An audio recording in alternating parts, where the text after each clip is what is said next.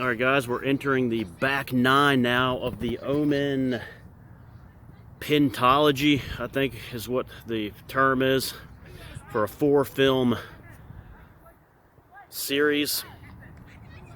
It's a perfect day, perfect weather for Omen 3, the final conflict, 1981, because for Omen 1, 1976, you want cold weather.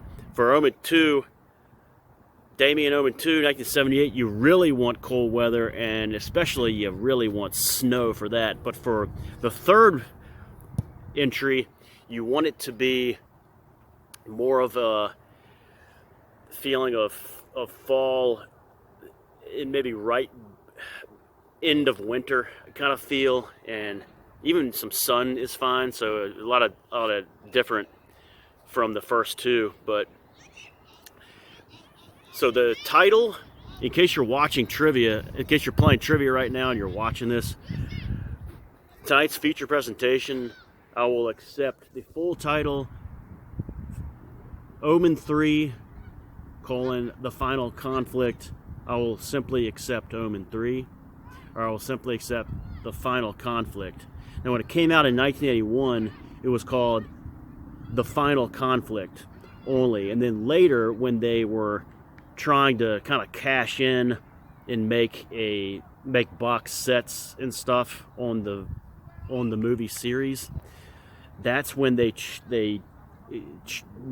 added that title, Omen 3, final conflict. But if you're watching any DVD, Blu-ray, VHS version of it, it still only says the final conflict on the title at the very beginning.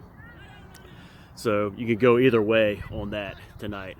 This is, of course, Sam Neill as Damien Thorne, Lisa Haro as Kate Reynolds, the reporter, Rossano Brazzi, the guy with the Father DiCarlo with the annoying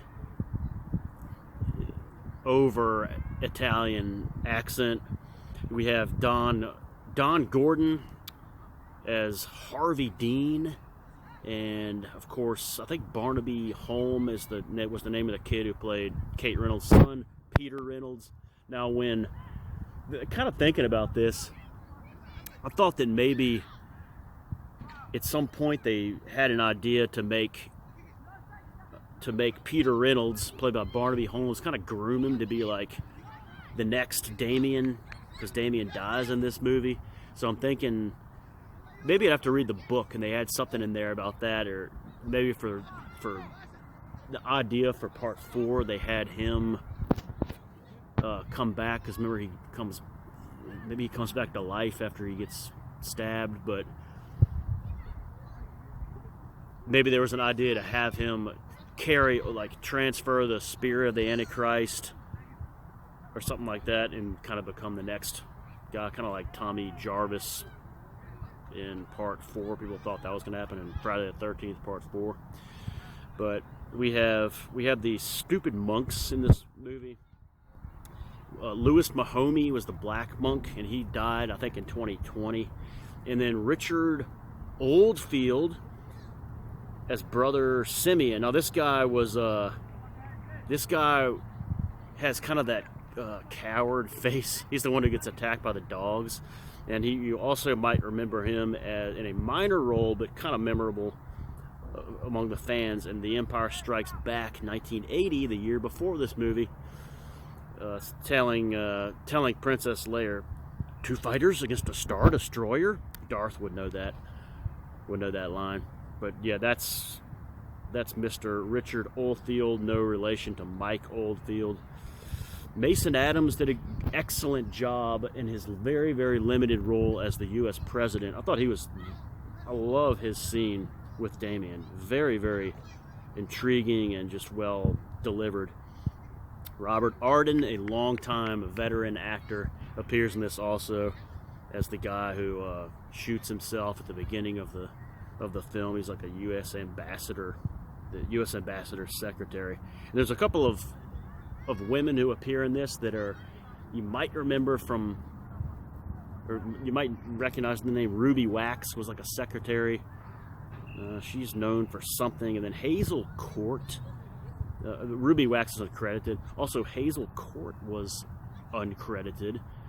She is seen in this movie as like a champagne. She's a champagne woman. She like gives someone champagne, and that's it. She has no line, but she goes way back to like the 50s and 60s in some British and American horror films, like The Curse of Frankenstein and The Raven, among others. But so the final conflict is my third favorite of the four. Everyone knows it has the very weak ending to it, but I thought the acting was pretty good in this. Whoops. But just the fact that it's reduced to like some monks running around with trying to kill him with one dagger, which is disrespectful to Bugenhagen's what Bugenhagen said in part 1. I thought that was very disrespectful, because there's a clear method of killing Damien, and according to them, all you got to do is just stab him one time anywhere. It's just kind of crazy. But anyway, there's also, like you'd expect they make this mention of it's the end times, and you expect all these different things like hurricanes and things that Christ mentioned in Matthew 24, the beginning of Matthew 24, like nations against each other and all these like uprisings and stuff. It looks like a pretty peaceful time in in England. I mean, nothing really going on, outside of the one scene with the stars aligning, so you'd expect to see a little bit more of that. So again, just a really anticlimactic ending. One thing I'm going to watch for in this film tonight, I read something last night, and I think this is I think this was an error someone posted, but on like the Omen wiki site, that in part 4, Paul Boer, who was a very key character in Omen 2, and one of my favorite characters, played by Robert Foxworth, that Paul Boer, like for the next 20 years, from Damien's youth up to part 3, is doing a lot of work.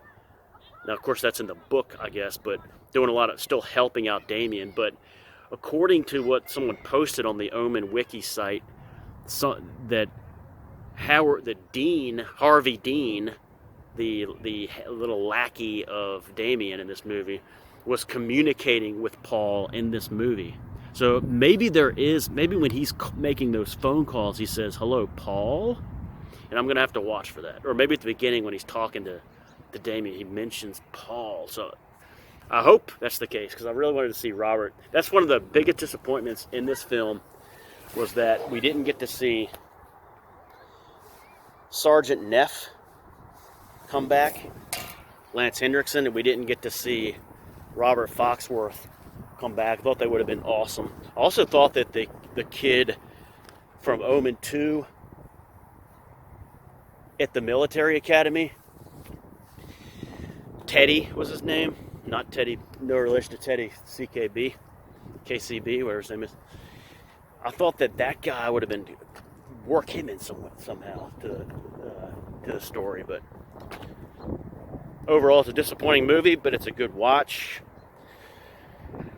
There's some scenes where I can tune them out, and that's not very good, because the first 2 and parts of, I think a lot of 4, I like to watch the entire thing. But Omen 3, Final Conflict, hasn't been a feature in Horror Fest, probably never will be, but it is kind of a fall atmosphere type of movie. But this is perfect Omen 3 weather, I will say that. Perfect Omen 3 weather here on February the 24th. Alright guys, enjoy the trivia. Peters is out. And remember, Nazarene, you have won nothing.